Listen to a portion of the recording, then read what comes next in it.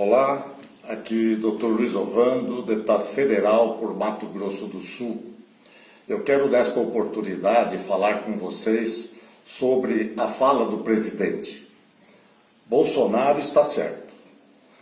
Ele classificou a pandemia pelo coronavírus como uma gripezinha. É importante você não se assustar.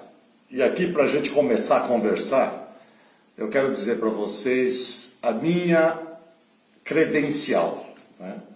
Eu sou médico há 45 anos, clínico, cardiologista, geriatra, intensivista, especializado em medicina esportiva, ecocardiografista e pós-graduado na Universidade Americana de Minnesota. De uma maneira geral, as pessoas talvez estejam questionando e dizendo que num dos vídeos eu disse que nós deveríamos ficar confinados. É preciso ter coerência, e aqui eu quero argumentar inicialmente sobre isso. A coerência e o equilíbrio são fundamentais, principalmente quando nós lidamos com poder. É interessante. Vou citar aqui um versículo bíblico para vocês, que está lá em Romanos 13, 1, que diz que nós devemos obedecer às autoridades. Toda autoridade vem de Deus. E aquilo que ficou estabelecido, é importante que nós obedeçamos. Mas não quer dizer que nós devamos ser condescendentes, aceitarmos tudo. Nós precisamos ver as evidências, principalmente as científicas. E aqui, após o pronunciamento do presidente, todos resolveram criticar o presidente, principalmente os presidentes do Senado e da Câmara Federal. E aqui a minha pergunta: qual é a autoridade que tem essas duas autoridades, do ponto de vista epidemiológico, para criticar o presidente? Você vai pensar sobre isso e responder com você na sua roda de contatos. Eles expressam opiniões inconsistentes e eivadas de interesses outros que não da população.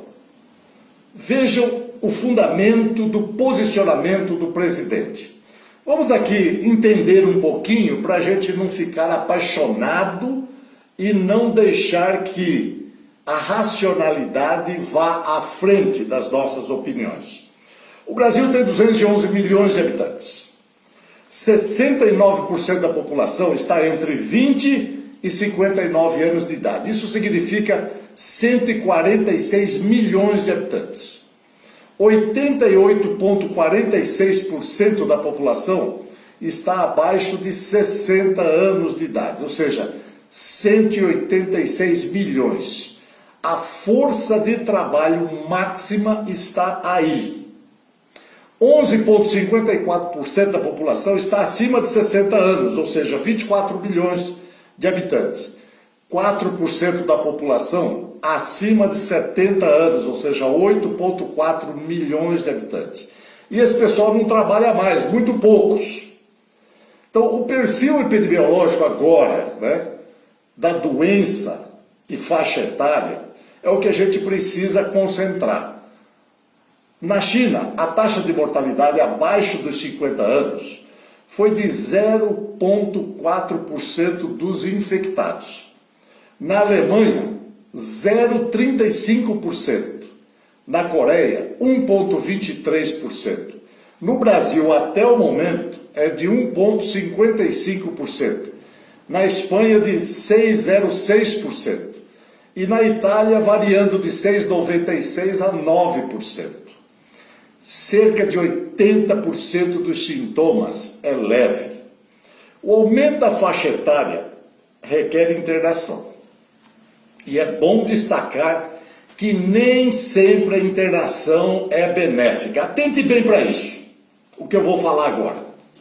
No Brasil, a cada 3 minutos, 2 brasileiros morrem em hospital devido a erro que poderia ser evitado. Em 2015 foram 434 mil óbitos 1.000 óbitos por dia. É a terceira causa de morte. Mata mais que coração, 339 mil. Mata mais que câncer, 196 mil. A Organização Mundial de Saúde diz que ir ao hospital é mais perigoso que viajar de avião. Imagine agora, com esses hospitais de campanha montados em vários locais, sem pessoal devidamente qualificado e médicos jovens, o que vai acontecer, portanto, sem experiência. O corona, com certeza, vai levar a culpa e os diagnósticos não serão feitos da faixa etária mais avançada. O idoso, por si só, já tem muitas morbidades, já tem muitos problemas. E diante de um quadro infeccioso qualquer, como esse, ele descompensará outras doenças, outras patologias, como insuficiência cardíaca, insuficiência coronária, insuficiência vascular cerebral, insuficiência renal, e não será tratado convenientemente, porque a linha de frente terá muitos médicos jovens, ainda inexperientes. É importante destacar isso. Nós temos negligenciado essa situação. Está se fazendo um estardalhaço em torno dessa possível infecção que vem a acometer grande parte da população, que se faz necessário. Confinar ou isolar não resolve. O presidente tem razão. Você sabe por quê? Porque só retarda a disseminação do vírus, que se faz necessário para você adquirir a imunidade. Osmar Terra, que foi ministro da Cidadania, é médico e que enfrentou a epidemia do HN1 lá no Rio Grande do Sul, tem experiência e diz que o surto interrompe só quando mais da metade da população já foi contaminada.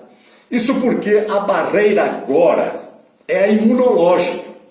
E só quem faz isso são os linfócitos B, são as células brancas responsáveis pela síntese dos anticorpos e que precisam entrar em contato com o vírus através dos apresentadores de antígeno. A primeira barreira nós não fizemos, que seria fechar os portos e aeroportos. A segunda barreira era testar os contatos e isolá-los. Também não foi feita. Agora, não adianta comprar milhões de testes. Já passou a hora. Agora a barreira tem que ser biológica, imunológica. E isolar os idosos e imunocomprometidos. E deixar o povo trabalhar. E se contaminar para gerar anticorpos. Aí nós estaremos fazendo a coisa certa. Essa história de confinamento, parar a indústria, parar escolas, suspender toda e qualquer atividade econômica, só vai levar o país a uma situação complicadíssima lá na frente. Você acredita mesmo que os que estão mantendo serviços essenciais não vão disseminar o vírus? Claro que vão. E alongará e retardará o tempo, e aí poderá chegar em setembro, e não dentro de no máximo 2 meses. As coisas devem voltar ao normal se tudo nós voltarmos em termos de atividade econômica. Os anticorpos surgem no organismo de forma eficaz após 10 a 15 dias. Essa será a forma mais eficiente de contenção da evolução da doença. Não esse isolamento que vai retardar pura e simplesmente. O que os responsáveis pela saúde estavam preocupados é em poupar o sistema de saúde. O sistema de saúde já está falido há muito tempo. A gente precisa falar isso. Não pode ter medo.